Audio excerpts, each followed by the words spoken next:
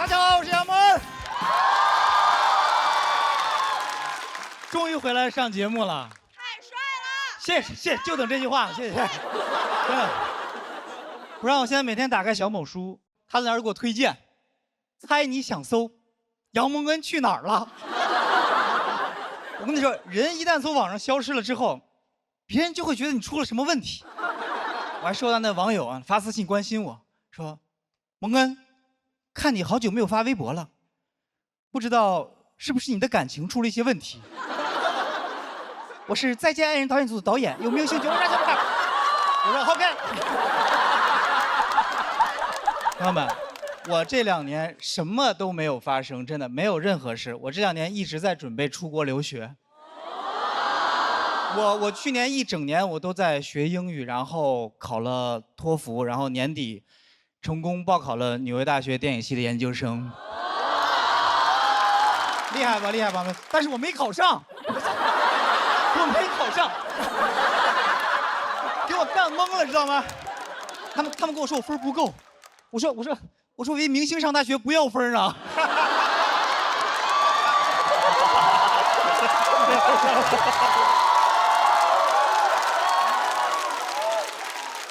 开玩笑，开玩笑，我不是明星啊。是的，我面试的时候我还跟他们假装谦虚呢。我想说我自己是个小有名气的演员。我说 I'm a little famous。下来一复盘，果然英语没写好。英语里面little 是有一点儿 ，little 是几乎一点都没有。哎，我还跟人要奖学金呢，我奖学金我也不会说。I want you give me money. Give me money. I need money. I need money. 我这个面试总结下来就4个字儿：敲诈勒索。人那边也纳闷呢，说：“哎，今天面试一小伙子，一点名气都没有，还跟我说觉得自己巨牛。”我当时就不应该跟这些老外谦虚。我看 I'm late, I'm superstar, icon, influencer, 爱奇艺 SVIP 会员，是吧？只要我愿意为这个面试结果，我可以抢先看。我跟你说，我也就在现场这样讲，知道吧？这个段子能播了以后，你们看吧，那些 VIP 们呢，肯定在那发弹幕呢，什么 famous 是形容词，不能跟在 little 的后面。就你们英语好的，就你们英语好。他急了，他急了，我就是急了。我刚跟弹幕吵了个架，不好意思。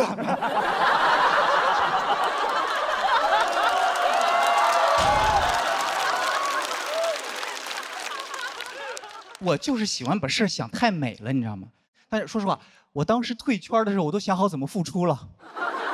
我就想，我沉浸2年之后，在微博突然发一条纽约大学的录取通知书，然后我就云淡风轻的3个字：纽约见。到时候，纽约大学3大校友，泰勒·斯威夫特、李安、杨蒙恩。我都差点给李安发私信，我说学长，咱们学校在哪儿买脸盆呀？我对我自己的认知产生了非常大的偏差，你知道吗？我以为我能达到的效果就是那种厚积薄发、带着梦想冲出枷锁的大龄留子。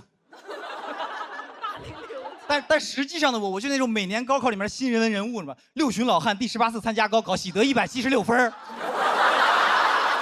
最后大家佩服，都不是因为我取得了什么耀眼的成绩，大家就是纯惊叹，这老登还有气儿学呢。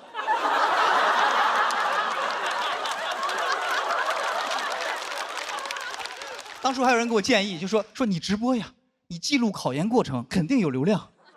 我就是怕打脸，我就是怕我在每天直播奋斗考研背单词，然后第2天回来，请问脱口秀大会在哪儿报名啊？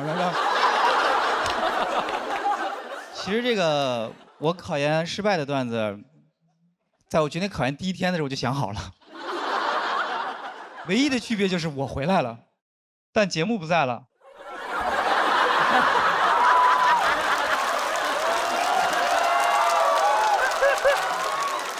我真的回来以后，我朋友们跟我吃饭呢，聊的都是我熟悉的人和事儿，但用的都是我听不懂的词儿。现在主要俩节目，一个拖沓，一个喜单。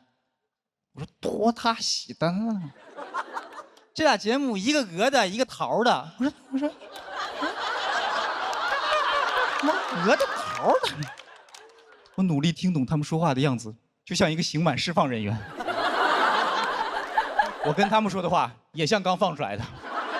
他们说：“蒙恩，你到底上哪个？”我说：“少废话，这两个哪个来钱快啊？I need money。”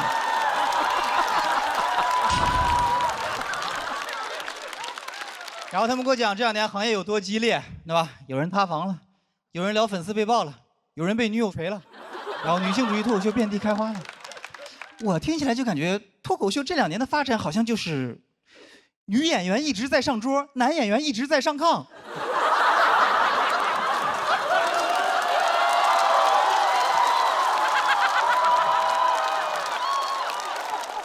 真的，之前还有网友给我发私信说：“蒙恩，我觉得现在有些女脱口秀演员硬上价值，你能不能出来吐槽吐槽这个事儿呀？”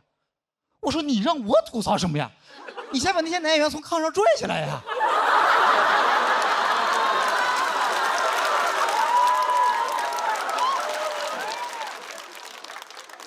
这个没有影射同行的意思，就是真的是这样的。然后杨丽还问我说：“杨哥，这2年你发生的事儿，你就一点儿也不知道吗？”我说：“对呀，我真的不知道。我为了学英语，我关了朋友圈，我卸载了微博，然后一切社交软件我都远离，避免打扰。”他听完之后，他都惊呆了。他说：“天哪，就这都没考上吗？”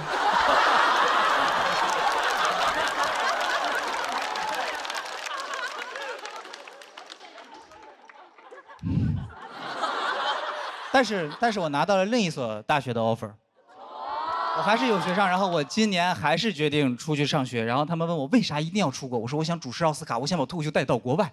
王建国说脱口秀不就是我们带回国内的吗？然后说这玩意儿带回来才几年，你又往出带？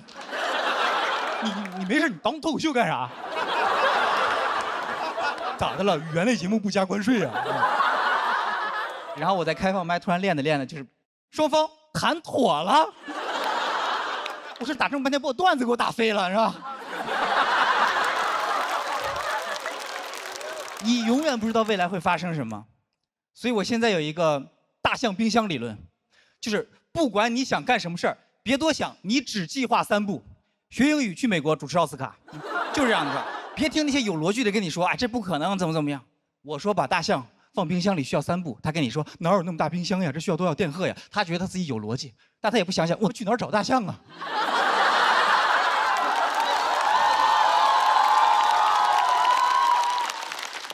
其实很多人都觉得你实现梦想才是成功，但我自己觉得就是，当我去追的那一刻，我就已经成功了。虽然最后没有成为李安导演的校友，还是有些遗憾。但是，李安导演你放心。以后我去纽约买脸盆，我指定还找你。谢谢大家，我是杨蒙恩。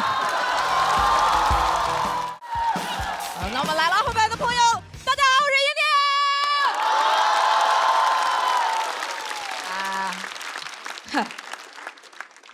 这2年呢，我去国外上学了，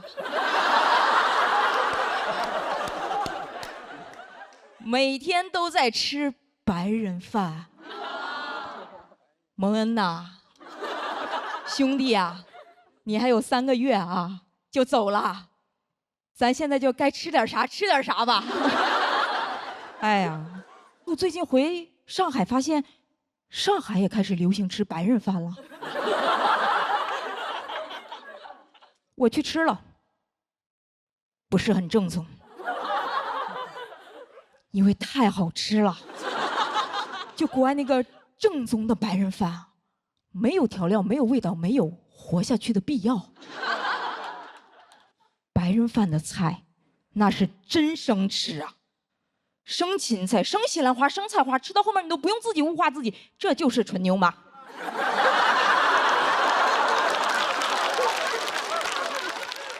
就这菜，他们不炒，也不焯。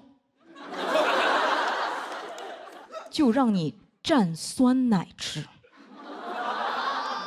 吃了1分钟我就懂了，酸奶在这里面主要起到一种送福的作用。唯一不生吃的菜是豆角。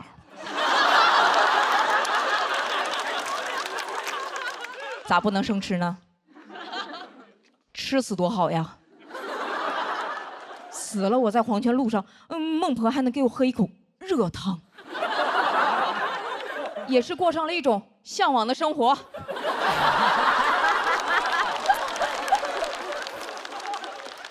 就这午饭你吃完啊，你都根本不用午休，因为血糖根本上不来。你想吃点热乎的，只能靠自己上火。就真的很想问他们，我说普罗米修斯知不知道这个事情？我说普罗米修斯当年为了把火种带给人间，被宙斯绑在山上，每天忍受着风吹日晒和秃鹫的啄食，然后你们就吃这个。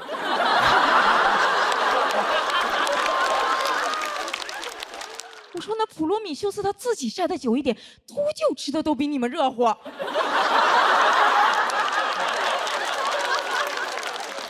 我要是普罗米修斯，我看到白人吃这些东西，我真的会很生气的。我说你什么意思？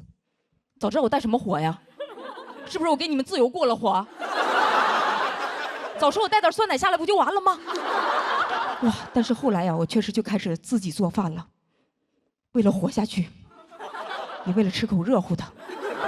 朋友们，中餐是真好吃啊，但做中餐真的好费时间呀！我要做一顿午饭。我得洗切煮炒炖吃，洗，因为第一个洗是洗菜，第二个洗是洗锅碗瓢盆菜碗和灶台等，好不容易收拾完了，我坐在那，该做晚饭了。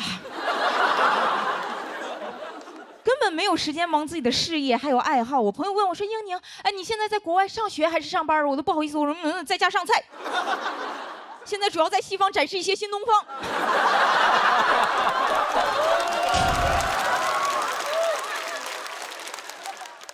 但确实啊。我实话实说，那一段密集做饭的时间，天天做，顿顿做，我一下就理解了我那个老母亲。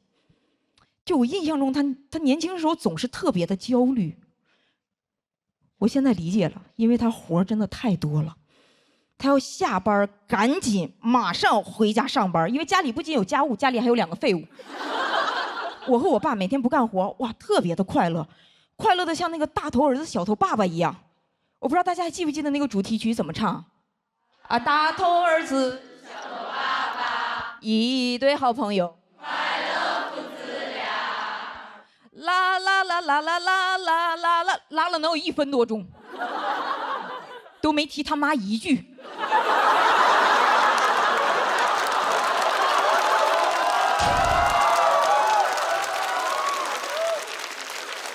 我不知道，还以为讲的是一个单亲爸爸的故事。我点进去一看，我的妈呀，有妈呀，叫围裙妈妈。我说大头儿子小头爸爸围裙妈妈，我说妈妈怎么了？妈妈是没有头吗？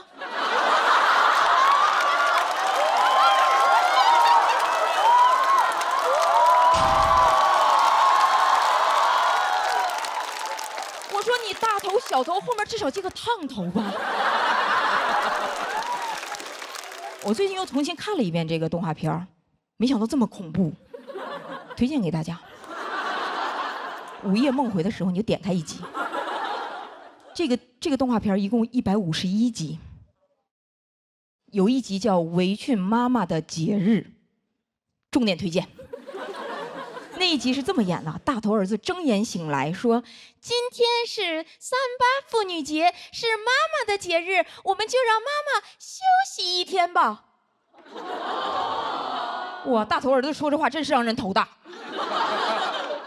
365天就休息1天，要我说9960007算啥呀？你试试这个355。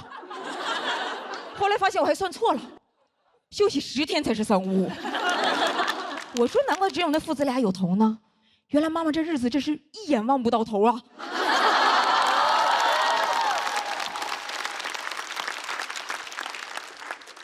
妈妈甚至都没有一个病假啊！有一集围裙妈妈在家做饭累到晕倒，父子俩赶紧跑过来关心说：“围裙妈妈，你可不要死啊，我们还没有吃晚饭呢。”我一个字都没有篡改过，我说：“所以妈妈不是不能死，是只能饭后死。”我要是围裙妈妈，我就做顿生豆角，大家一起死。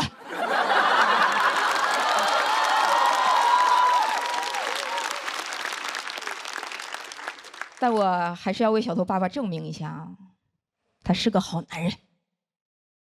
做过一顿饭，就在3·8妇女节那天，给妈妈做了4道菜，分别是红烧芋头、生拌黄瓜、白糖拌姜片儿，已经很荒谬了，对吧？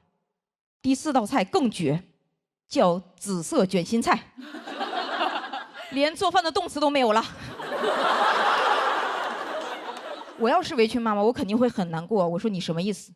我把你当家里人，你把我当外国人。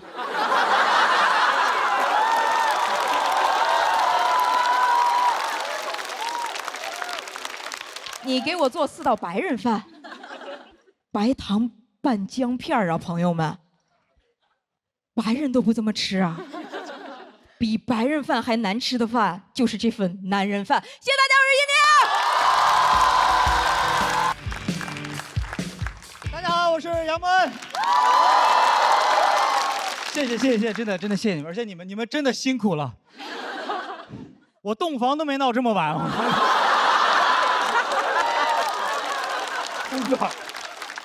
我说前2天刚办完婚礼，那个婚礼其实我觉得我可以很骄傲的说。杨温结婚，大半个脱口秀圈都没来，就不是我人缘不好，就是现在圈子实在是太大了。但是我把程璐和建国请过去了。你们知道现在这2边节目打得如火如荼，我把双方各自的总编剧叫到草原上喝酒唱歌，因为我的婚礼双方停战3天，他们现在叫我脱口秀核心大使。但其实我不是太喜欢这个称号，因为我那个草原婚礼我自己设计的，我就骑马入场，我觉得特别帅。结果到他们嘴里说蒙恩出塞，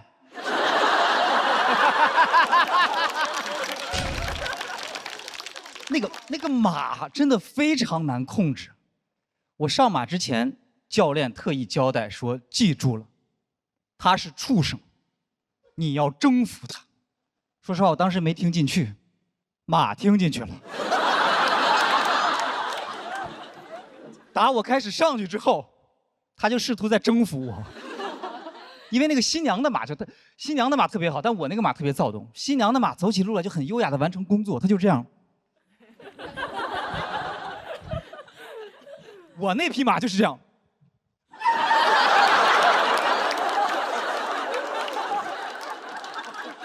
他完全不管我的死活，你知道吗？他颠得特别开心，然后我在那个马背上我就开始这样。小北看见了说：“快，杨温在给马打气儿。”我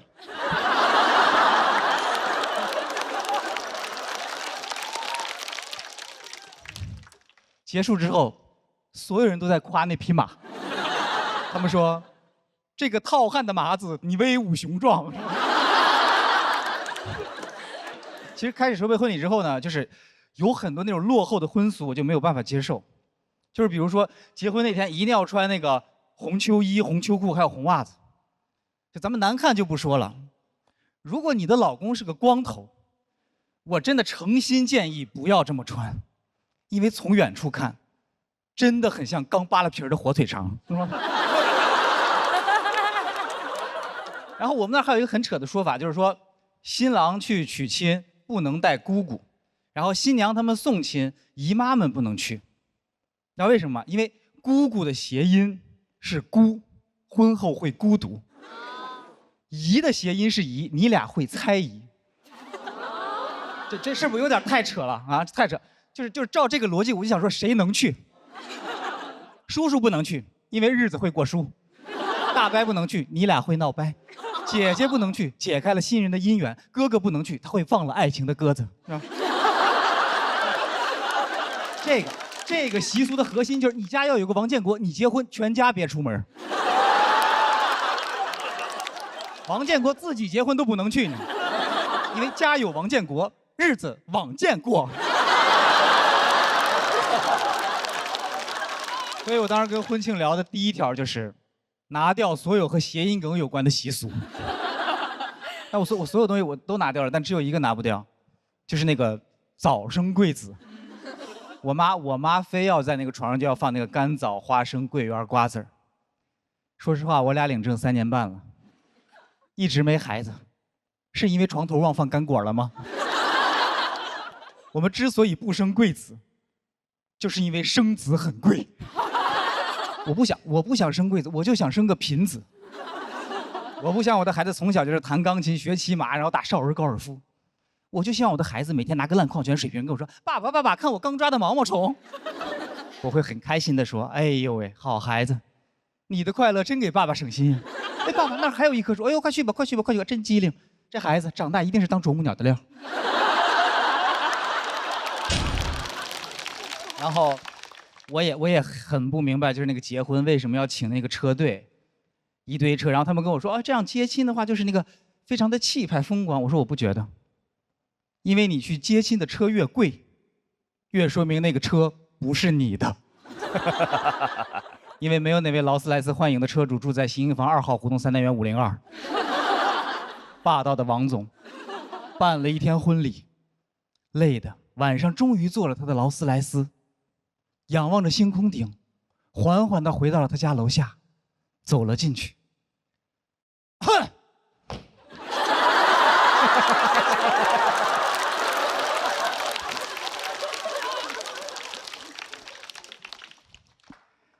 喂，小刘，1楼的感应灯记得修一下。我绝不允许我的女人在楼道里跺脚2次。所以就是我觉得一场好的婚礼，你就应该拿掉所有和你没关系的繁文缛节，然后留下真正对你们有意义的事情，比如随份子。随份子这个事儿真的是，我随的是我觉得我说这人情社会的文化糟粕必须废除。收礼那天这老祖宗定下的规矩了，谁敢不从？然后我以前参加婚礼的时候，我就想，如果我只去，不给钱，他们会不会发现这个事儿？这次结了明白了，一定会发现，因为不然你们以为洞房花烛夜，一对新人关了门之后会干什么？当然是对账了。不仅对账，我们还得验算。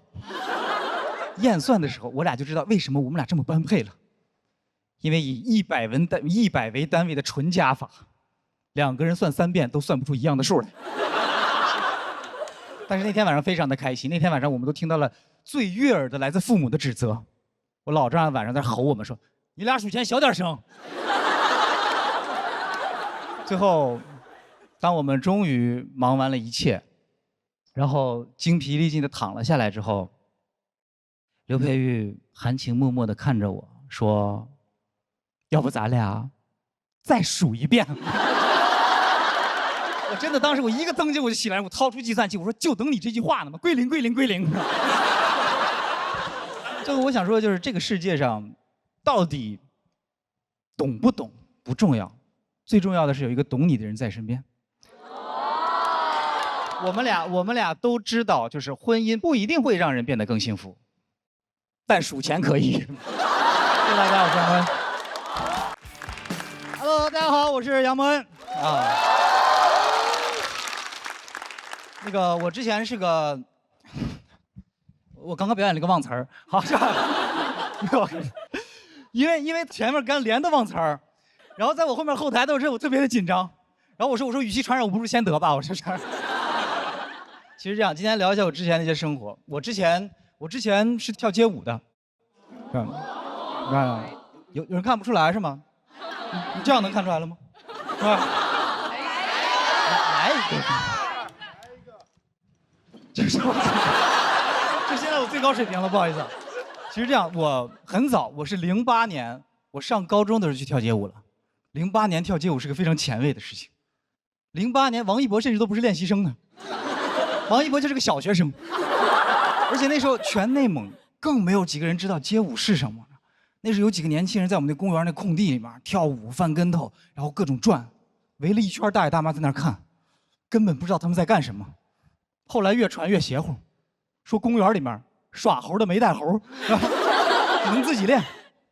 我就在那种情况下去跳的街舞，然后我们包头唯一一个街舞团叫精武门，非常的中二。就他虽然已经把那个武术的武改成了舞蹈的舞，但是我还是无法接受精武门里面跳爵士。我啪一走进精武门，所有人就在这儿，然后老师一边跳一边教说：“想象你们再开一台车。”我说：“你开什么？”我说：“你开什么车让你这么开？你坐方向盘上了吧？”你说，我本来不想学，后来呢，讲完课之后，老师给我看了一个世界街舞大赛的视频，放完之后，他语重心长地跟我说：“这是世界最牛的街舞比赛。”那这里面有日本人，有韩国人，有美国人，就是没有我们中国人。你们知道为什么吗？因为我们中国人接触街舞实在太晚了。老师们再怎么练也比不过他们了，但你真的赶上好时候了。老师相信你从现在开始练，有朝一日一定能代表我们打败日本人、打败美国人、打败韩国人。我当时16岁的我听得热血沸腾，脑子里面已经出画面了。在一群外国高手的围攻之下，我一个托马斯全旋720转体完美落地，全场起立沸腾。主持人都激动地问我：“你叫什么名字？”我说：“我叫中国人。”这个时候，老师问说：“现在你知道你为什么要跳街舞了吗？”我说：“为国争光。”他说：“没错，这边交钱。”我发现我们真的很爱打外国人，真的。如果一个综艺干不下去的话，我们就找几个外国明星过来唱歌比赛，然后赢他们，是吧？我跟你说，我当时学街舞那个心情，就是那英那年那个表情包，就是我要洋人死。结果过2天，舞团请来了一个外国的麦克老师，给我们上大师班，我又交了3000。我最后临走之前，我终于鼓起勇气，我跟他说了一句英文，我说 I will defeat you in your country。麦克老师也回了我一句中文，他说：“其实我是中国人。”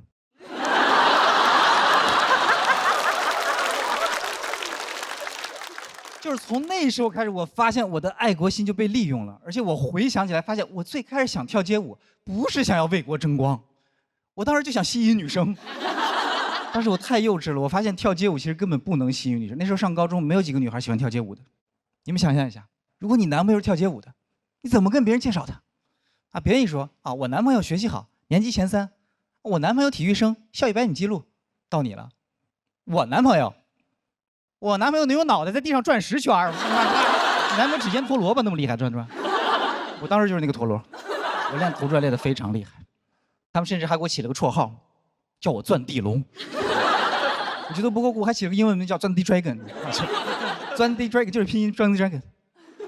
然后我本来还觉得挺酷的，后来直到有一回我去外地参加那个街舞比赛。他那个比赛是他介绍选手上场的时候，他是把你来自哪里和你的外号连在一起介绍出来。我刚说我家乡是包头市，我当时下面已经很唏嘘了，我说包头钻地龙，我这听起来是不是有点愚蠢呀？结果我没想到那个 DJ 比我想象中还要愚蠢，他操的时尚又浑厚的口音开始介绍我说：“哦，接下来这个选手是包着头的钻地龙。”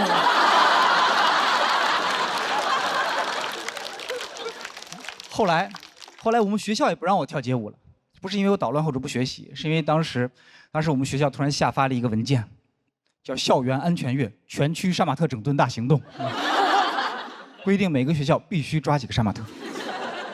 但我们学校没有杀马特，教导主任就说：“把那个钻地龙给我找过来，钻地龙过来。”他揪着我说：“你是杀马特。”我说：“我不是杀马特。”他说：“你就是杀马特。”我说：“你凭什么说我是杀马特？”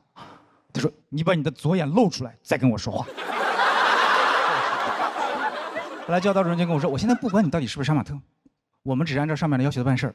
这个学校从此以后就不能有街舞。”我的天，太严格了！小年纪我就感受到什么叫教务处通知一下来，我们社团就没了。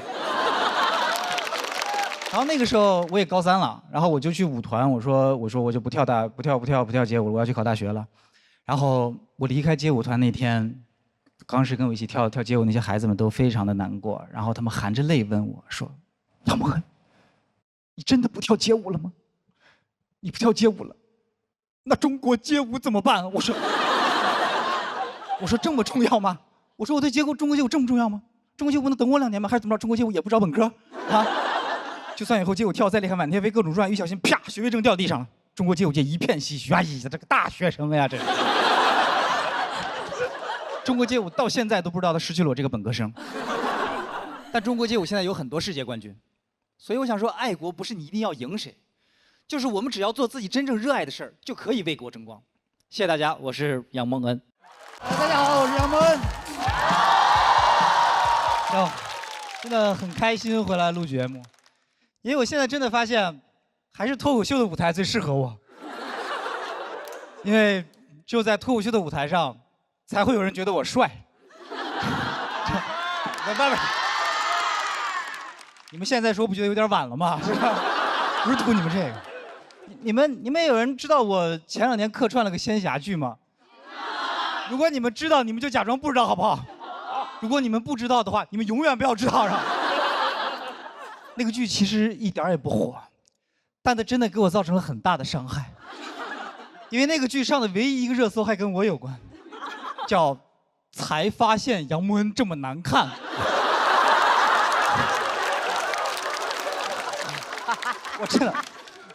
我看到那热搜的时候，我真的非常难，我很难过。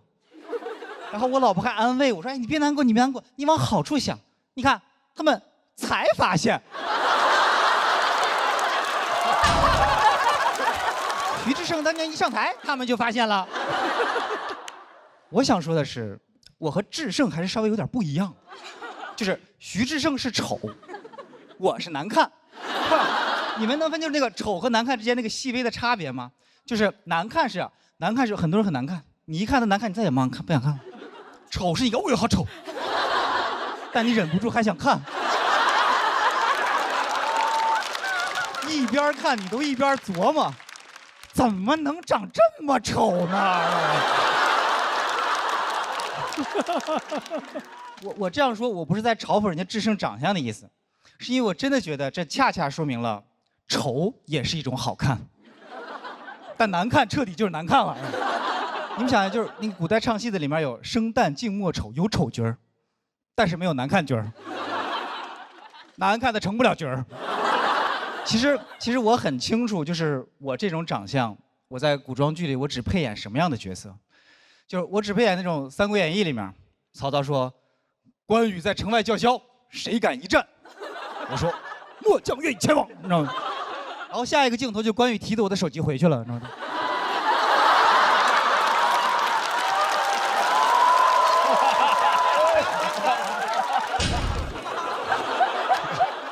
打战鼓呢，在这个就是。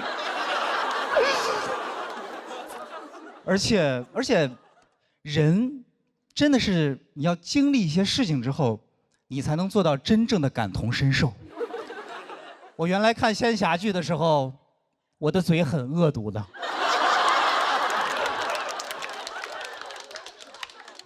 但凡那个男主角脸长了一点，我盯着手机我就骂。我说你个丑货啊！你修仙光修下巴呀，是吧？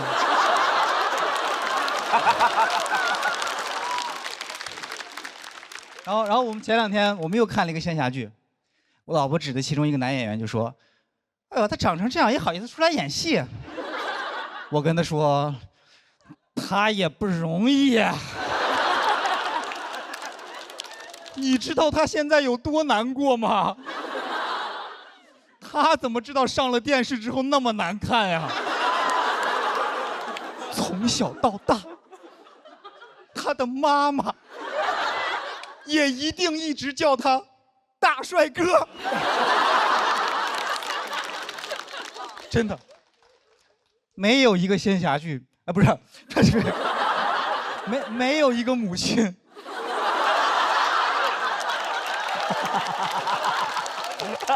会觉得自己的儿子难看的。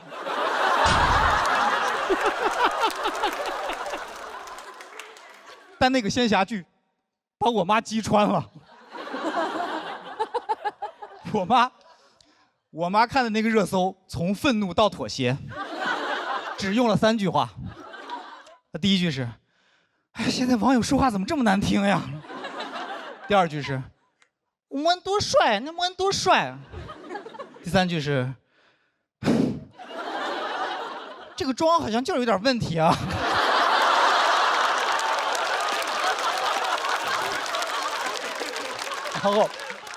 然后我之前还刷了一个短视频，那个短视频就是在讲什么是返祖长相。他就说，如果有的人这个眉骨高、颧骨大、下巴后缩，这就是返祖，就大概就长这样。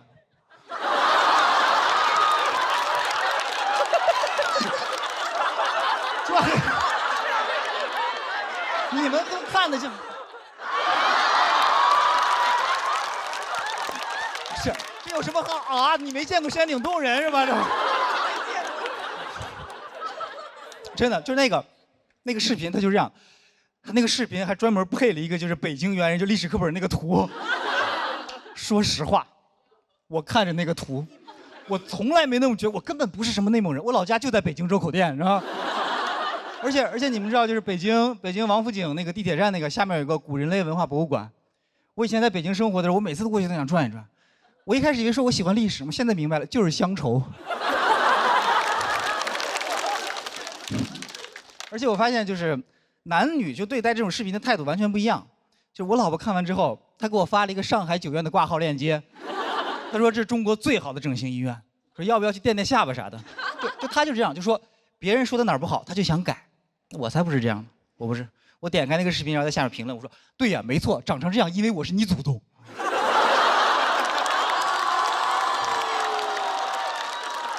你知道，就是其实我这么生气，也不光是因为他说我长得返祖，是因为那个视频的标题是“警惕”，你身边有这样长相的人，因为长成这样的人，小脑发育不健全。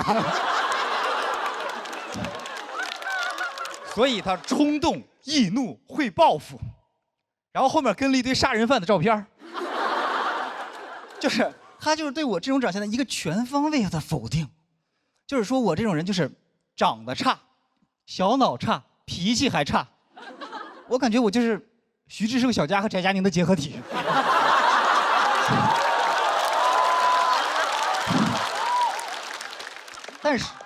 但是如果你长得帅的话，什么问题都没有，就不管你干什么事别人都不会挑你的毛病，对吧？是吧？好。你们还记不记得去年美国有一个大帅哥，枪杀了一个 CEO？你们看看你们这个反应，你们啊，一定不是因为他杀了人吧？他因为帅，然后他就火遍了全球，所有媒体都在争相报道他，就在讨论他的家庭背景。然后他的社会背景、他的工作背景、他的教育背景，就是核心就是在发问：这个社会到底出了什么问题，把一个大帅哥逼得去杀人？最后他们得出结论：他杀人是因为保险行业坑人，社会不公。哎，他要是长成我这样，他们还会这么说吗？不会的，他们只会说他杀人，因为他眉骨高，颧骨大，下巴后缩。所以易怒，走在路上想 biang biang 来2枪，是吧？为什么要来2枪？因为我小脑发育不健全，是吧？第1枪瞄不准，这样。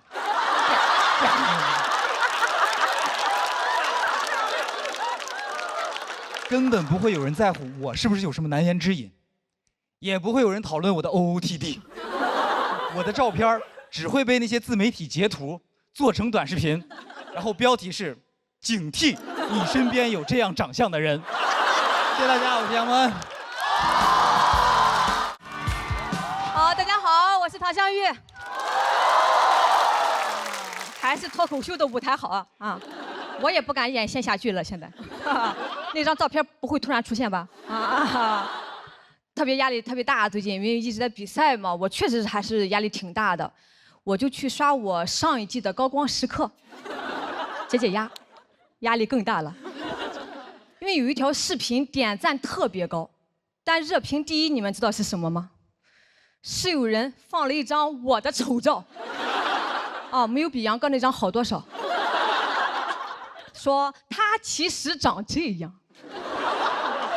好多人帮我说话怼他，那咋了？关你啥事啊？人好笑不就行了吗？好像没有安慰到我什么呀。但我好好打扮一下吧，也有人不满意，说忘本了，好看了不好笑了，咋了？是粉底把笑点盖住了吗？他说你应该把心思放在业务能力，不然你再打扮，也只是一个普通的小美女。我仔细想了一下，未尝不可呀。